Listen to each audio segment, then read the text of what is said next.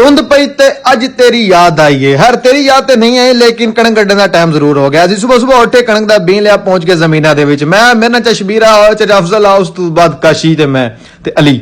ਅਸੀਂ 5-6 ਬੰਦੇ ਸੀ। ਸਭ ਤੋਂ ਪਹਿਲਾਂ ਬੀਨ ਸੱਟਿਆ। ਮੈਂ ਠੰਡ ਵਿੱਚ ਕਾਫੀ ਜ਼ਿਆਦਾ ਕੰਬਦਾ ਹਾਂ ਪਿਆ, ਇਸ ਵਾਸਤੇ ਅੱਗ ਬਾਲੀ ਤੇ ਅੱਗ ਸੇਕਣ ਲੱਗ ਪਿਆ। ਅੱਗ ਸੇਕਣ ਤੋਂ ਬਾਅਦ ਕੋਲ ਸੀ ਬੱਬਰ ਸ਼ੇਰ, DAP, nitrogen, phosphorus, Nasreen, Parveen, Shabreen, ਸਭ ਕੁਝ ਇਹਦੇ ਵਿੱਚ ਮੌਜੂਦ ਨੇ। ਉਸ ਤੋਂ ਬਾਅਦ ਇਸ ਨੂੰ ਜ਼ਮੀਨ ਦੇ ਅੰਦਰ ਫੈਂਕਿਆ, ਹਲ ਚਲਾਉਣਾ ਸ਼ੁਰੂ ਕਰ ਦਿੱਤਾ, ਤਾਂ ਕਿ ਜਿਤਨੇ ਵੀ ਜਿਹੜੇ ਨੇ ਖਾਦ ਦੇ ਕੈਮੀਕਲ, ਨਸਰੀਨ, ਪਰਵੀਨ, ਸ਼ਮਰੀਨ, ਨਸਰੀਨ, ਸਾਰੇ ਇਹਦੇ ਵਿੱਚ ਰਲ ਜਾਣ।